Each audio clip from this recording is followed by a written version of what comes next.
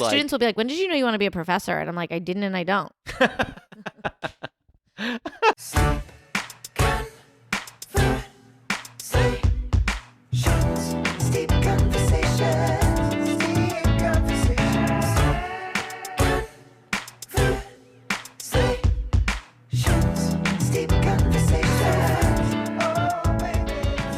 If you order tea from a place that is like, that doesn't care about tea, you might get crappy tea. That is possible. Okay. However, you got to go to like a place that has good tea. A lot of places have decent tea. Here's the other trick, and you don't ever have to do this, but you're certainly welcome to. You have my cell phone number. You can just text me and be like, hey, here's the picture of the menu. What do I want? He becomes my tea guy. Can I tell you? Will you remember what this was? I know what it is. Okay. It's Mariage Freres, and if you go to a nice enough place. Will you text it to me? Yeah. Okay. Well, that's as great a time as any to tell for the people listening at home. For the steepers at home, we are drinking Mariage Freres Marco Polo. It is a phenomenal I'm loving it. Black tea. I'm loving it. And I'm a coffee gal. You're hearing it from a non-tea drinker.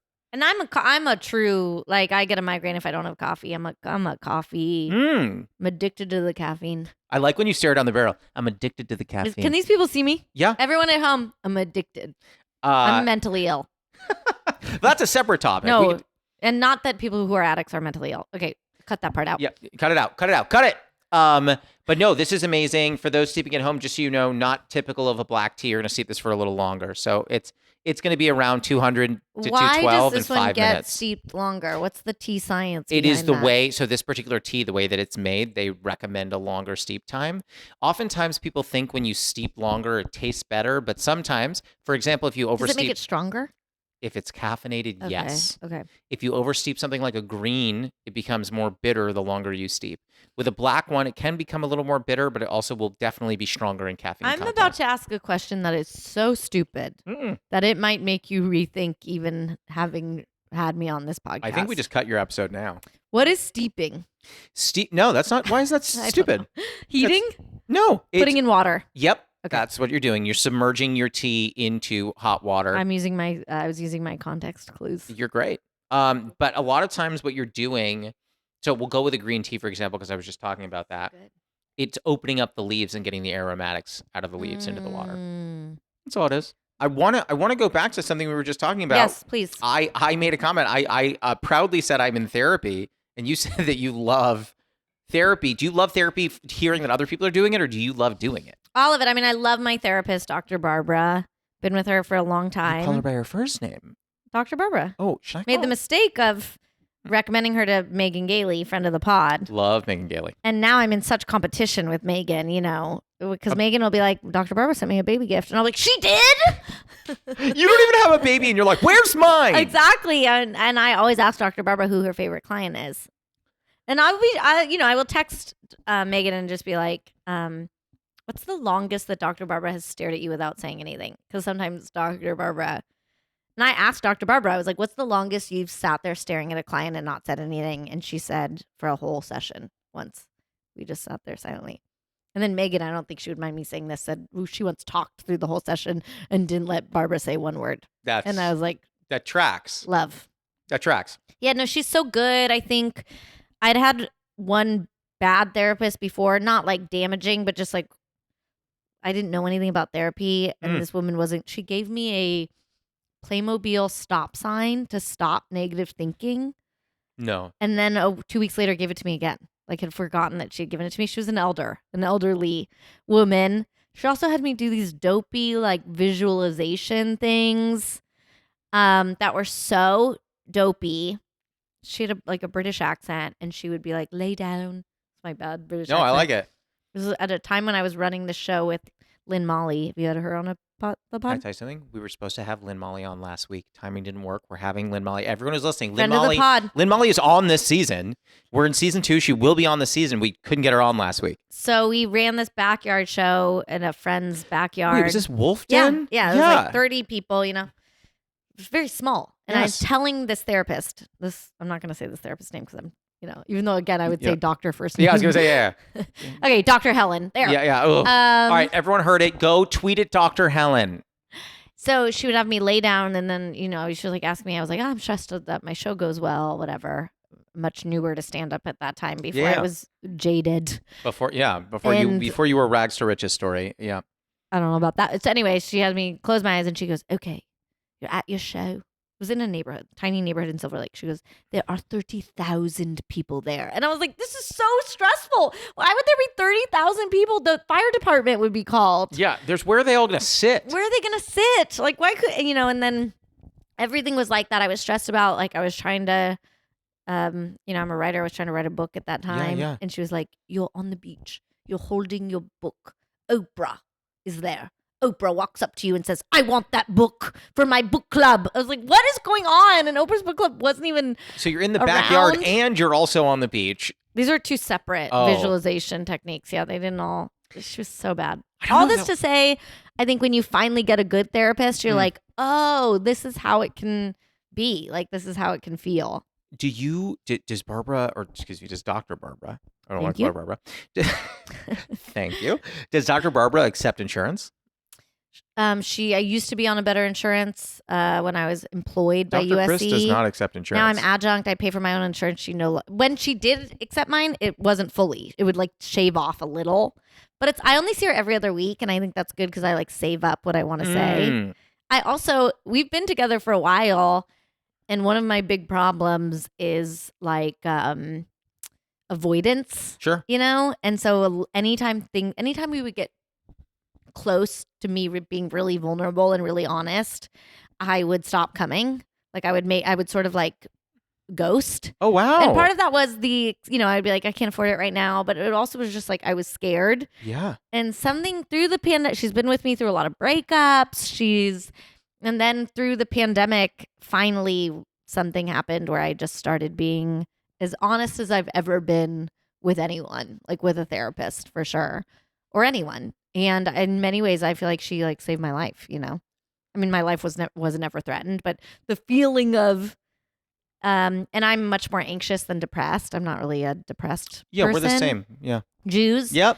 But the feeling of finally saying something to someone that you have never said to anyone and just being like able to and safe and witnessed. I just think I can't thank Dr. Barbara enough. My students had to write a letter of gratitude to someone in their life. It's like a second grade assignment, but I like it. It was really moving to me to read all their letters of gratitude, and someone wrote to their therapist.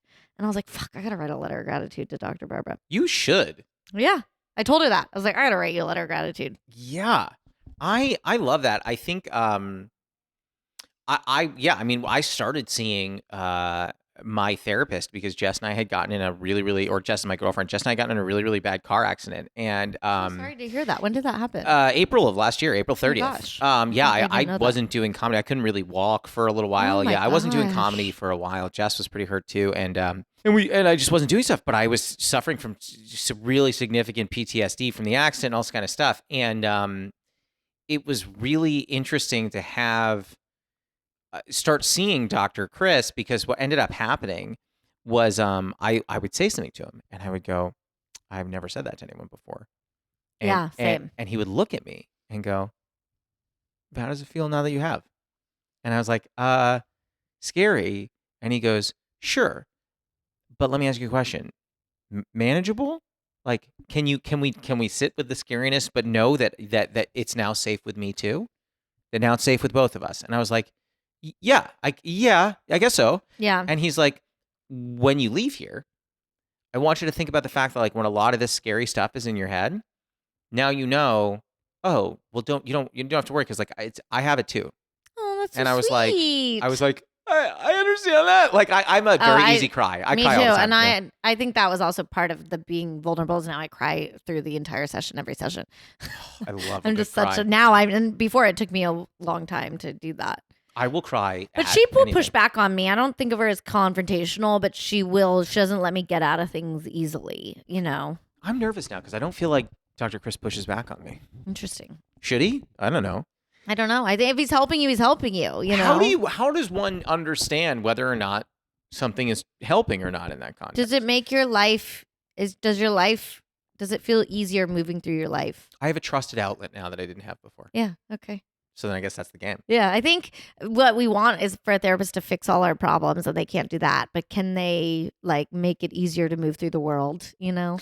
Yeah, I think that I used to treat stand-up as therapy, which is not healthy at all. Meaning, in what way? I would be very okay. I'll give you a really good example. Mhm. Okay, I have a joke that I say on stage where I talk about the fact that my first kiss was with a 5'10" Jamaican girl named Natasha. And the whole premise of the joke is that she just says that it was her first kiss too. And then she told all her friends, I kissed like a white boy. And the joke is like, how white must I kiss that it was her first kiss too? And she still knew. Like Wait, that's funny. I never heard that. yeah, it's fun. But here's the other piece of the puzzle that I Mhm. don't say on stage. Mhm. The part that I don't say on stage is that after I had my first kiss with Natasha, I told someone that I loved and trusted, and they said, "You wasted your first kiss on a black girl?" Oh my god. Yeah, and that made me. I felt like I And you didn't. grew up in New York? Yeah, This feels like something that happens in No Offense. yeah. You could, yeah. I love how you didn't say it. It happens in no offense, and then you're yeah. Arkansas, Alabama. I Yep, don't know. yep. Places I've never been because I feel like they've never seen a Jew before. Right. That's why I don't go there. But somebody said that, and it really hurt me. And it made me feel a lot of shame and embarrassment, and I didn't know why because I hadn't felt it before. And probably like fear, just about being around that kind of like bigotry, even though it wasn't towards you, it was, Yeah, it was just like I felt all these different kinds of things, and I kept telling that joke on stage, being like, "Oh, this is kind of me dealing with it. I've made it funny, and now it's fine." But I wasn't talking about the other part of it. I never told that other part of the story. And finally, being in therapy was a really nice way where I was like, oh, that wasn't therapy. This is. right. Being able to be in the room and say the part that I can't say on stage because I can't make that funny on stage. Right. And I don't know that I want to. Right. So I think like I used it in my head. I was like, oh, I'm just gonna like share these stories and like spin them in a fun way, and like this is my therapy. And then it was a really nice realization to be like, hey, I can still do that, but like being able to be in the room and say it down the barrel, like that's what I need. Totally. And I mean, everybody has a different outlook on what stand up should be. And I think people's outlooks change the longer they do stand up. And Yeah. But yeah, mine thing is always like, I want to be funny. So yeah, there are some people who are just like, I just had to say that. Like, that was for me. And it's like crickets. And they're like, that's okay. I'm like, I have a real allergy to bombing. I'm like, I gotta be funny. Oh, geez. Man. I will say I said that thing about how I hate bombing, but I am trying to be looser about like being vulnerable on stage and how do I make it funny. Really? Yeah. Are you? I mean, I don't want to put you on the spot. Are you talking about anything on stage right now where you're like, oh, this makes me nervous? Yeah. I mean, I don't want to retell any jokes. You don't have to poach jokes here, but I mean, like, or I think I'm thinking more of like, I'm a writer. Yeah. I got a PhD in literature and creative writing. that is such a stunning fact. But yeah, So thank you. But we're gonna get into that in a second. But yeah. How did you sell a book? Like, I want to get to the very beginning of this. You are an incredibly Well, talented. it's not going to be that. And it was mostly my agents were like, we can't sell your collection of short stories because people don't buy short stories. I had a collection that I wanted to sell. That's amazing. I like short stories. Yeah, comedians like them, some literary people like them, but I can tell you just from running these book clubs, I cannot get these women to read a collection of short stories. They Flannery just O'Connor don't. is just no one to them. They just want. They don't. It doesn't appeal to them. Okay. Fine. And it doesn't appeal to most of the reading public. It was my ambition at some point to write a novel. So my agents were like, it's never going to feel like the right time. Sit down and begin one, and we'll try to sell it. I have good agents too, I should say. Okay. Molly Glick and Anthony Matero at CAA are my book agents. Love it. Go team. Molly, Anthony, we love you. And yeah, please put this out. I'm sorry that I have not responded to you guys. I am writing it. I'm very slow. I'm writing it more like I write a short story, which is to say every time I sit down, I read everything I've written before. I do that. And so it makes the going really slowly. However, I feel much better than I did about the first draft that I like shat out. Yeah, it's a vomit draft. Oh, and that draft, I mean, someone showed up with a gun. Like, who knows what I was writing, So hopefully when I get to the end of this second draft, it'll be better. It'll be better. Are we allowed? Is it inappropriate for me to ask kind of like broad strokes what it's about? I don't want to talk about what it's about. We don't have to? Partly because I don't know yet. I'm Okay, lovely. watching it. But if you have your phone, if you look on my Twitter, it has the publishing announcement there at the top. And my editors and agents wrote what they think it's about. And I you're literally like- read it and was like, is this what it's about? Yeah. I was like, okay. How is it a completely different brain to write a book versus writing jokes? It's got to be like, or do you feel like you've learned, you can apply some lessons you've learned from writing comedy to the book, or vice versa? That's such a good question. I think it all. I'm okay. Everything's grist for the mill. Yeah. Is it gristle for the mill or grist for the grist? for the mill, yeah. I knew gristle can be right. Yeah, it's all. It'd be a much dirtier expression. Every now and then I'll say in a joke a line from a Lori Moore short story I love. And I don't give her credit in the joke, but she says a character has grown up in the long shadow of her father's neglect. And then I talk about women who are obsessed with cum and like giving blowjobs. And I'm like, did you grow up in the long shadow of your father's neglect? I It's mean, like stuff like that I think, ends up. One of my characters is a stand-up comedian. Love. And her name is Shmamie. No. It's the characters who are me are never who people think when they're reading it, or every character's you, and every character's not you. It's so funny. I did a web series back in the day, and everyone who watched it was just like, oh my god, I love. And the character, it was about two exes named Ben and Lena, and everyone's like, oh my god, like you were like so Ben, and I was like, actually, I'm Lena. Lena is the one based on me. Well, and the reading public is just not the reading public. I shouldn't generalize. People are not used to fiction anymore. It's very strange. I my think favorite thing. because they read so many like Medium articles and essays, or what is my students call short stories articles. It is so odd. They'll be like, I liked the article from the New Yorker, and I'll go, it's a short story. And then the way they talk about it is they'll be like, why was he so mean? Like he's a real person. And I'll say, well, it's a character. It's just a very weird. So when people read my fiction, they're always like, they want to think that it was about you for whatever reason. And I hate essay. I hate memoir. I only want to make it up. I want to hide from myself. Yeah. Something I'm talking about in therapy. And Shout out Dr. stand-up's Barbara. as Yeah. close as I get to talking about myself. And of course, that is a persona in whatever way. I mean, I think Stand-up everyone's is is. a persona. Yeah, and what I'm getting as close to possible is being myself on stage without being unfunny. Yeah, I think I remember the way. So Jess saw you perform, and she really liked you. And she goes, "What was the name of the She's girl?" great taste. Yeah, apparently. She goes, well, definitely in Partners. She said, That's what I meant. me too. She said, she goes, "Who is the the really smart woman who talked about Tiny Cum Man?" And I go, "Oh, that's really, she's hitting the nexus."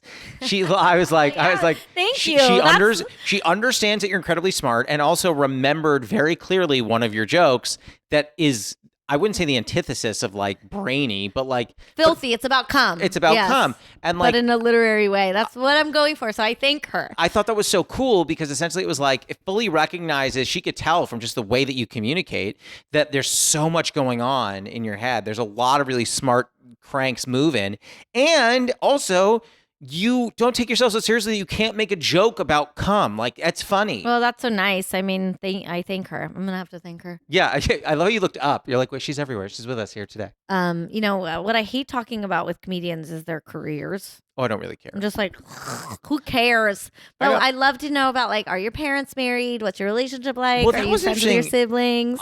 So I actually want to chase that down a little bit, because you asked if my parents were married. Is that because when I said I want to talk things out, that you were like, oh, if your parents were divorced, then that's maybe why you'd want to talk things out? No. I just think our parents' marriages have a big impact on, what we've seen has a big impact on how we move through the world. I actually think that's as good a time as any, because it'll apply in a minute, to go to our first segment. Are you ready for it? Yeah.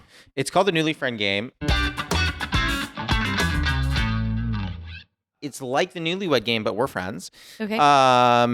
I'm going to ask you a question. You are going to, don't answer it out loud. You're going to write down your answer. Okay. I'm going to try and write down the same answer as you. Okay. And see if we get it right. And then we'll do it for me as well. Okay. Sometimes it's the same question. Sometimes it's different.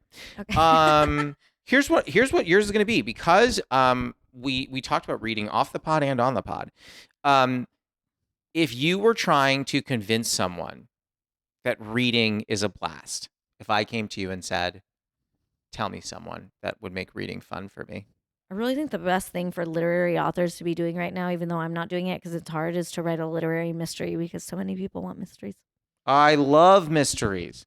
But I that's wrote not what I wrote this. down. I don't. Okay, go ahead. Okay, flip it on 3. 1, 2, 3. Oh, you're not the first person to recommend him. Who's Tom Robbins? Tom Robbins is amazing. Tom Robbins writes. There's kind of like, they're not straight ahead mysteries, but they're like books that have in them really interesting through lines where you don't actually know where he's going. He's layering things in that end up paying off down the line. Give me a recommendation. I'm trying to remember now what the name of that book was. I literally just read one of these. I got so excited. It looked like you were writing George. I thought you were going to write George Saunders. No, but you're not the first person to say that. I've I mean, not he's read a really George Saunders. famous. He's kind of a famous short story writer, but he writes novels now. And they're odd. They're often filled with satire. I'm literally writing him down on the bottom of my board because I was watching a porn. Oh, interesting. Okay. I'm trying to see if this is funny to say on stage too. So tell me. 2 women. I'm an adult. They Sure. were, going down on each other. Whatever and you're into, yeah. There was a book. They had George Saunders on next to the Civil War land in bad decline. And I paused it. I'm like zooming in. I'm like, which of these women is reading George Saunders? Is it the woman going down on or the woman being gone down on? First Is off, it the person who owns the apartment? I got so distracted. I ended up just reading. I just stopped. Number one, I stopped jerking off. That is absolutely funny and absolutely we're saying on stage.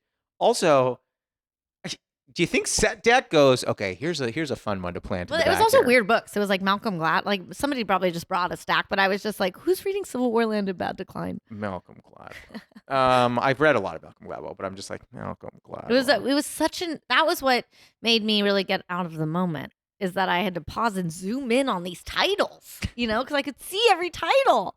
And I was like, who is a person that's reading both Malcolm Gladwell and Civil War Land in bad decline? But we are large. We contain multitudes. Completely. Who is my, and I'm going to give you a couple of hints for this, okay? You're going to get some hints. Okay. Who is my favorite current author? And here are your hints. This person has had multiple movies adapted from their books. Okay. And this person, I'm going to give a big hint here, but authors are tough. This person is not from the U.S. Okay. All these were made so far, and this is I'm still going. On the count of 3, 1, 2, 3, flip. Oh, Ian McEwan's a great guest. That's a wonderful guest. But Nick Hornby's, he's way more like, he's got poppy movies. Ian McEwan's just like Atonement. I don't know what other movies. Who? Ian McEwan? Yeah. Yeah, that was the one that I read when I was in high school. I read Atonement. Yeah. I thought it was he great. has a new one out right now, Lessons. That's supposed to be good. But I love Nick Hornby. I just read one of his. Which one? After Juliet. Oh, or Juliet Naked. Yeah. Loved Juliet Naked. Also made into a movie. I can see why you like him. I Long love Way him. Down. I read that one. That was made into a movie also. Yeah. No, he's got the pulse on how to make a book into a movie. I love him so much. The first book I read of his obviously was High Fidelity, but it was before the movie came out. That's the end of the first segment, but unless you want to hang on to it. No, I do like Yeah, writing. you can hang on to it. I know the guy who wrote the screenplay of High Fidelity. You do? Good guy. I already love him. It's not going to fit. I already love this man. I don't know him, and I love the book so much that I went. I've actually never read that, but I've seen the movie. The book is so much better. So unusual that, of course, they always are. I always think some mysteries the movie's better because I just think some like Gone Girl. I didn't like the book, but I like. I didn't read As the I was book. reading the book, I was like, this is like an outline for a movie. You don't have when people really follow that outline close, you often just don't have like the ineffable discovery of writing a good novel. Sure. Of reading a good novel where the author is sort of having to go back and revise. Instead, they've written this outline and are now following it to a T. So as you're reading it, I always say if the writer's discovered something on the page, the reader will read the discovery in the same sort of pleasurable way. That's so interesting because I think sometimes I adhere to outlines too closely. I mean, TV, you kind of have to, right? If you're doing TV and movies, I mean, that's why I'm trying to get better at TV, but I'm not very good at it. I'm so unpretentious about TV. I'm watching MILF Manor. I'm loving MILF Manor. I'm watching I watched 10 seasons of The Amazing Race during the pandemic. Went in one ear, out the other. I disassociated. Every Love Island, F-Boy Island, all of it. Shout out to Brad Solnutzer. Is he a friend of the pod? He produced love it. Brad. Well, I want to get Brad on. I love Brad. Yeah. He's and I think very underrated.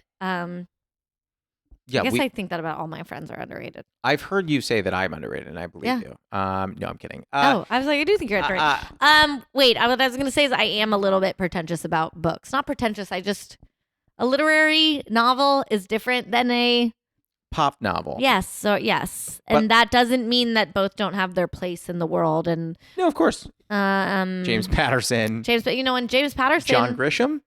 pop. Yep.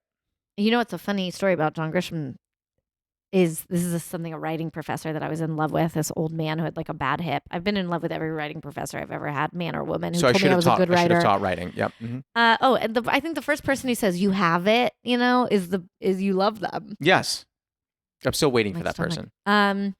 You have it. Yeah. There, now you're in love with me. Sorry to your Yeah, I was gonna say, Jess. girlfriend. Jess, I need an adult. One of my students, because I don't teach the major. I teach like GEs. And Oh, that's awesome. when a student is like, every semester I get a few students that I like sit them down and I'm like, I don't know if you know this or not, but you're a writer. Like you have it. That's life changing. I hope but then they're like, how would I make a living? And I'm like, you do what I do. You work a million jobs. You do book clubs. And they're like, that doesn't sound good. I'm going to law school. Yeah. They're like, pass. But I'm like, if you didn't, because you might not have known. And if you don't know, let me tell you that like you're a writer. So amazing. There was a great movie with Gillian Jacobs about where she is a writer and then goes back to her college to give a presentation on the book. And that sounds so good. It's wonderful. I also just think she's so talented. I'd watch her in paint drying. I'll give you the name after. Yeah. I don't remember. But the thing I was going to say before is the problem I run into, and I'm curious if you run into this because you're a reader, is when I have an author I fall in love with, Kurt Vonnegut and Nick Hornby being two of them, I will read so many of their books and then I'll stop because I don't want to run out. So I'll just stop reading their books because I don't want to. That's so cute. I don't want to run out of them. I was on I mean, you assume is Kurt Vonnegut still alive? No. You assume Nick Hornby will keep writing them, Yeah, but I burned through all of his and then got really sad. So I guess I don't think that. Well, Jennifer Egan's an author where I like all her books. Zadie Smith is an author where I like all her books. Why does Zadie Smith sound so familiar? She's famous. Yeah, that would do it. Well, I always think one of the most famous. She's British most famous contemporary fiction writers. When I think about like famous, I think like Amy Silverberg, Zadie Smith. Is that right? Amy Bender, one of my favorite writers, teaches at USC. Great writer of short stories. Okay, what I was going to say about John Grisham, and I think this is also. I think this sums up stand-up comedians too. There's this maybe wives' tale that somewhere where they were both teaching once, like University of Iowa has a great writers program. He was sitting with and I don't know the other author he was sitting with, maybe John Updike, somewhere like that. And John Grisham was complaining that people don't take him seriously. He's not known as a literary writer. And John Updike was complaining that he can't sell books and he doesn't make enough money. And that it's like, isn't that the truth of life, that you always want the thing that you can't have, 100%. Like, I'm trying to remember what movie it was where there's one person who has a beautiful family and their career never took off. And there's another person whose career took off and never had a family. And they're sitting over a meal. And the one whose career took off just looks and he's like, it's got to be something special to watch your kids run around. I want what you have. And the other one goes, it's got to be something special to perform for 40,000 people. And the guy who performs for 40,000 people goes, yeah, but I'll never teach my kid to play catch. Yeah. And it's like, I feel like that's the whole thing. Some good line I read. I never remember where I read things. It was like maybe it was the New Alice York Post. Monroe or something, talking about when you're in your 30s, you have to kind of look at your life and nod along to what you've created. I don't know if I like that. You're Whereas, making me feel like in your 20s, things. you're still at the beginning of things, and your 30s, sort of your life has taken shape, and you kind of have to nod along. Oh my God! But I like that. I think your life has taken a good shape. Oh, maybe. I will say one of the quotes that I shared this with Jess on our first date. I said, because we were getting it all out there, because I was just like, You sound like you had real mental chemistry. I was and still am over the moon for this gal, and and we a sock hop. Yeah. Well, we went to the soda fountain, and it was lovely. But I said to her, we were talking about everything, politics, religion, all that kind of stuff, and I said, as far as religion goes, there is a quote that I love from Kurt Vonnegut from a book called Sirens of Titan. And I said, and that's how I feel as far as religion goes. And that quote is, a purpose of human life, no matter who is controlling it, is to love whoever is around to be loved. Oh, Nice. I said to her, I go, I am culturally Jewish. I do not go to temple. I don't do any of that. But what I will say is there's something in Judaism called Shabbat, where you have dinner on Friday nights and it separates your work week from your weekend, and you surround yourself with people you love, good bread, good wine, light some candles. And I said that to me is as close to the quote from Kurt Vonnegut as I can find, which is just about loving who's around to be loved. And as far as when you're thinking about whether or not you want to date me and see me long term, those are the values that I adhere to. And Jess was like, you'd be a good teacher. Has anyone ever told you that? no. I'm Are you looking just at the- incepting me like you just did the thing where you're like, you're a writer? Did you know that? No, that you have a nice quality of explaining Thank you. your thoughts and feelings. But I remember I just like, Maybe there's a reason why there are a lot of comedians a lot of teachers who are also comedians who are also teachers. Teachers who are also. is that true? Do you meet a Shout lot of out other to Liz comedians? Blanc. Shout out to some other. I just know that it's a day job that a lot of Rachel Mack. A lot of people work. And Rachel's a teacher? now she lives in Wisconsin, but she used to teach junior high here in LA. She doesn't live here anymore? She has a baby. What? I know. People grow. The pandemic literally just had things happen where you could just 2 years later have completely changed I your think life. the quality of being a teacher is similar to qualities of being a comedian, and it's also just I think a job that you can do both. You're not like but professor's the easiest because they're I thought it's really hard. they're over 18, so I don't have to like watch what I say. I can be myself. Oh, I see. I don't teach every day. I teach like two to three times a week. I'm also adjunct, so I'm not. It's much harder if you're like a 10-year track. And I don't I'm wanna- like what do they call it? A part-time? freelancer. Freelance. Yeah. I was going to ask, I don't want to sound really dumb, but like I hear the word adjunct thrown around. What exactly does that mean? It means usually you have a PhD, but not always. Okay. And you're like being contracted out to teach particular classes, as opposed to like I don't work for USC on a 10-year track. I was going to say, like so you're teach not on that- anywhere. I end up teaching a lot at USC, and sometimes I'll TA for someone if they want me to. Oh, that's kinda Sometimes cool. I'll teach my own courses. It's just like whatever I can get to make a little money. As someone like you who My like, students will be like, "When did you know you want to be a professor?" And I'm like, "I didn't, and I don't." Sorry, I didn't mean to cut you off. No, that's a great reason to cut me off.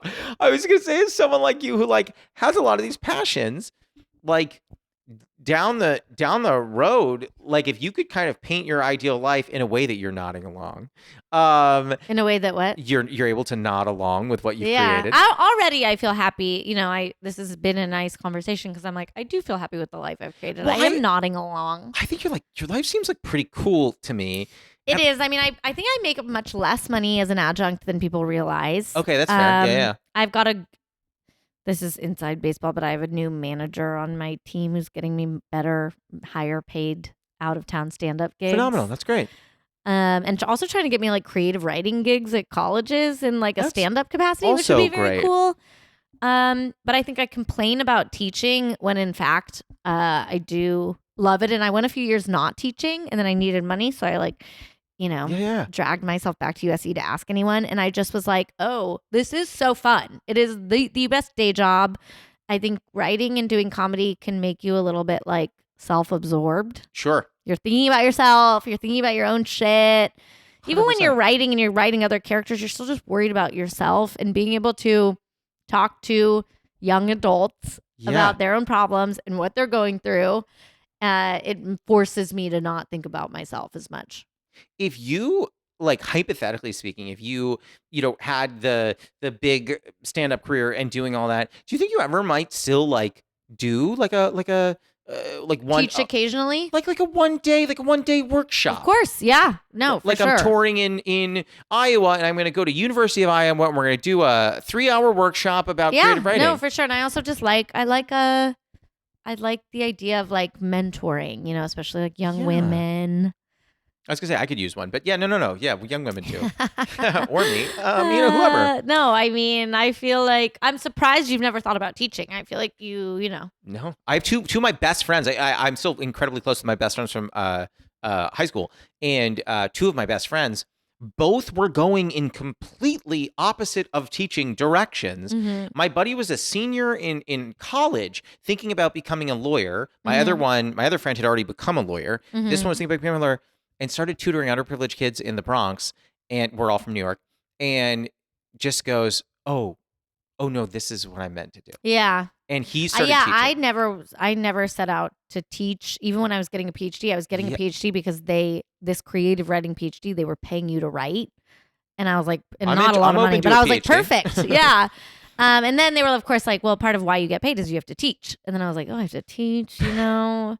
And then, of course, you get to be the boss. You're like performing. If I say something and the kids laugh, I like write it down. They all watch my stand-up sets now. Like, it's not a, they're adults. It's USC. You had a very funny bit, and we'll get to the last segment in a split second, but you had a very funny bit where I feel like wasn't it like a student of yours hit on you or something?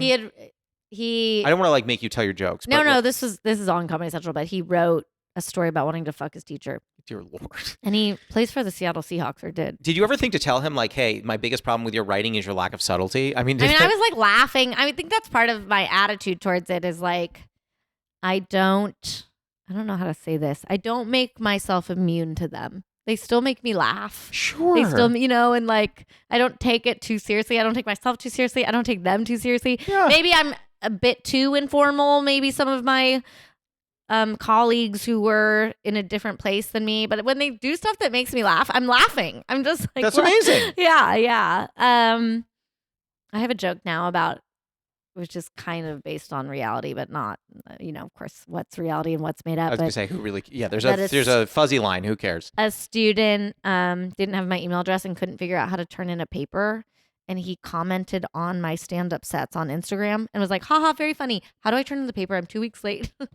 I love that student. Pretty much what, and I was like, thank you for saying I'm funny. You upload it to Blackboard, this program. Oh, we used to use Blackboard. They still use Blackboard. Oh, kill Other me. schools use Canvas. I'm so bad at technology. That's the worst part about teaching right now. How are you bad at technology? Stand-up. You're young. How are you bad at technology? I think we're about the same age. Are we young? We're in our 30s. That doesn't seem young to me. It's youngish. Are you ready for our final segment? Oh, yes. It's the lightning round, so it's 5 questions. They're fast questions. They don't have to be fast answers. Got it. You can draw on the board while we're doing this. I was going to draw a wiener dog, my favorite You can. shape. No, that's okay. So question 1, what is a favorite ritual of yours? So mine is like brewing tea. What would you say is one of yours? I was going to say masturbating. That's it can stupid. Be. That's fine. Let me think. That before. I don't think so. Yeah, especially when I have a deadline. I told Dr. Barbara how much pornography I've been consuming. Is Dr. Barbara like, well, maybe less? She was like, people do different things to procrastinate. Dr. Barbara's a saint. She really is a saint. I like a long shower. Love. And like to stay chill in my bathrobe Also for a lovely. long time. And I'm trying to do gratitude lists, write gratitude lists every evening. I am trying to do that. I can't tie together enough days of doing it. I always drop. You need a buddy. I've been doing it with a friend who lives in New York. We send each other our gratitude Do you lists. just text it? Yeah. Sometimes she'll take a picture of her writing one, but I text it. Does it help? I think it does because I think especially doing it at the same time every day, like doing it in the evening makes me the next day. Subconsciously, I think you end up searching for things to be grateful for so that at night you'll have stuff to write down. And I think it changes your mindset because I'm looking around being like grateful, as opposed to the I love that. opposite. Love that. Okay, question 2. What is a running bit you have with a friend or partner that makes you laugh? Only 5 things. Only 5. You need. Okay, I have a lot with my boyfriend. I think I pretend like he wants to fuck his dog.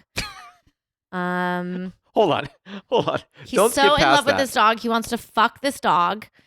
And you just say it when other people are around? Oh yeah, and I put up pictures of the two of them looking deeply into each other's eyes. He would suck this dog's dick before he got his dog, and he loves his dog.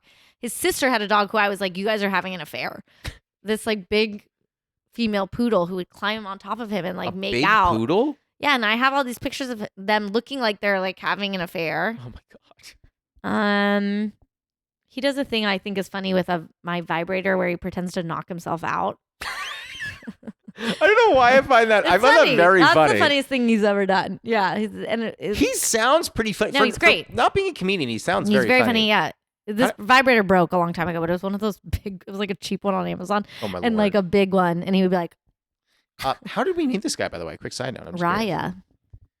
Raya. It's almost always Hinge, outside shot, it's Bumble. Raya is a rare one.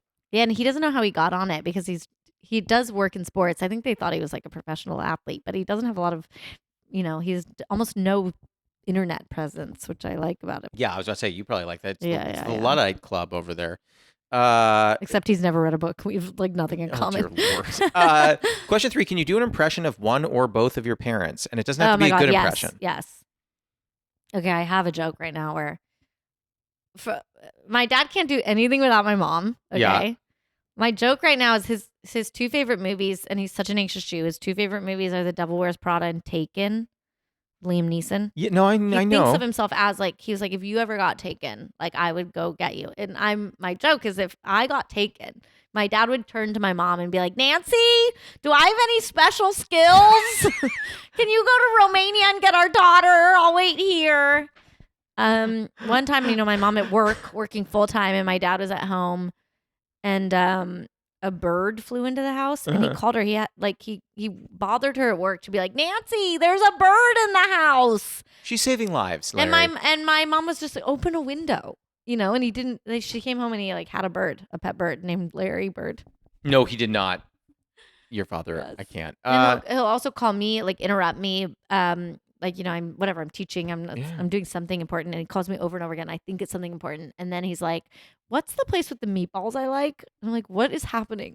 Dad, it's Bay Cities. Let it go. Probably like Buca de Beppo. He doesn't have like stop. Well, I'm from an area that's only like chain restaurants. I'm not. I'm a savory gal. So when other people are, now you have me saying gal. When other people are getting dessert, I'm like, I'll take the samosas. Oh my God, you and Jess, you would be best friends. Often my favorite people are like comedians' girlfriends. She's the best. And She's much sometimes better I'm just than me. like, escape. Yeah. I mean, you're a good comedian, but I've seen some amazing women that I'm like, how did he trick you? They're saw at the rec room a guy bomb, and then his hot girlfriend rubbing his back as he eats chicken wings. As he eats chicken wings after bombing. First show I did after It's the a man's world. pandemic, Jess came up to me and I go, it was first show in a year and a half. I go, wow, like I could still do it. How do you think I did? She goes, you rely a little bit on crowd work because I could tell you were nervous and you rushed a lot of your punchlines. You don't have enough faith in the audience anymore because you don't have enough faith in yourself. And I think you need to regrow that, get that back to where you want to be, and then you'll be fine. And I was like, I would have just loved to. You were great. Would have been excellent right about She's there. giving it to you straight. And do you like that? I do. You like being given it straight. Let me tell you this. Was it hard to hear? Yes. Was everything she said correct? And did I also need to hear it? 100%. Okay. All right. And also, she's right in that don't ask if you don't want to know. Yeah, trust me. She reminds me of that every day. Question 4. How did I do if you don't want the... Yeah, she gives me the heat all the time. Question 4, have you ever experienced imposter syndrome? And if so, is there a particular moment that kind of resonates for you? All the time. I mean, definitely trying to write a novel. I'm just like, will I do it? Can I do it? I'm a short story writer. I'm not a novelist. I don't know what I'm doing. That's so interesting to me. I find you to be very... what would the word I would use be? So nervous. No, very... demented. Impressively communicative, and also, there's an expression people use in improvisation a lot, which is playing to the height of your intelligence. Mm. And I think that you do that in a way that is very friendly, digestible, and I think like that's the kind of thing you look for in an author. So that's thank you. Interesting that you I don't. think in stand-up I only started doing that more recently. Really? I think my earlier stuff is pretty dumb and blue. I'm still blue, but I think I've just because I've gotten more comfortable. Like your girlfriend said, I trust the audience more to like be with me. Yeah, but they often are. I'm sure. No, but I mean, I think that's true in the last it. like 4 years. Now I've been doing stand up. I think like 8 years. I think in the first 4, Yeah. I was way more like, you got to hit them with these hard, dumb punchlines. I gotta get it. Especially you go to places like Madhouse. I mean, they make you think that is what you need. A lot of those audiences want it. Or they don't like a longer story. And then I think the longer you do it and the more comfortable you get in your voice, right? Then suddenly you're like, oh, I can be myself. I trust myself. Just what she said. I keep saying, is she upstairs? No, she's downstairs, but I do love that you keep pointing up. I feel like she's upstairs. No, the upstairs is lofted, so she'd hear us real clearly if she were upstairs. I think when I first started teaching, I probably felt it a little bit, but no longer. Interesting. Okay. And I was all dressed like so, like, in like a blazer. Like I didn't want them to know that I was nervous. And now I'm like in a backwards baseball cap. I would prefer a teacher like that. Well, and you just realize like I do know enough and I know a lot more than they do. I also got a PhD in that time when I'd begun teaching. And yeah, I was gonna say that's Lynn told me that you two were in the same master's program and then you got a PhD and she goes, I went into copywriting. And I was like, oh, stop. I was like, that's no, and Lynn's so smart and a great writer. The final question for you, it's typically what's your favorite tea or comfort, but you don't drink tea. So what's your favorite comfort? I grew up in a family that did a lot of like eating when you were anxious. Jewish. Yeah. Jewish. Love a soup. I also like a fried food when I'm feeling a mashed potato, you know. I live for mashed potatoes. I like an iPhone game. I'm just thinking comfort. I think like, what do I do when I have anxiety? And I love an iPhone game. Like? Well, during the pandemic, I got to level like 875 of Dr. Mario World and then they ended the game, which was like, I masturbate too when I'm anxious. Sure. We've already brought that up. Well, I do think that a lot of people do that. So you're probably in good company. Yeah. And I think I read, books have certainly saved my life at different points. So has Dr. Barbara. Never has my life been threatened, and twice on this podcast I've said that things have saved my life. The very final question, this is not our lightning round, but just because you have this knowledge, throw out a good book that people should read from an author that most people maybe don't know. Can we give a little love to an author? Sure. If you haven't read short stories before and you're thinking of being into that, I would say Amy Bender's Willful Creatures. Excellent. Is one I always recommend. Yeah, I'm going to go with that. Love it. Well, thank you so much. I hope you had fun. Thank you. We did it. And I love tea now. That's the ending right there. That was Amy Silverberg. You can follow her on Instagram and Twitter at Amy Silverberg. You can follow her on TikTok at Amy Silverberg Rules. Steep Conversations is produced and edited by Elliot G.B. Our associate editor is Martin Alvarez. Our theme song and additional music are by Oliver Hymack. Our cover art was done by Neil Fraser with photography by Matt Mazisco.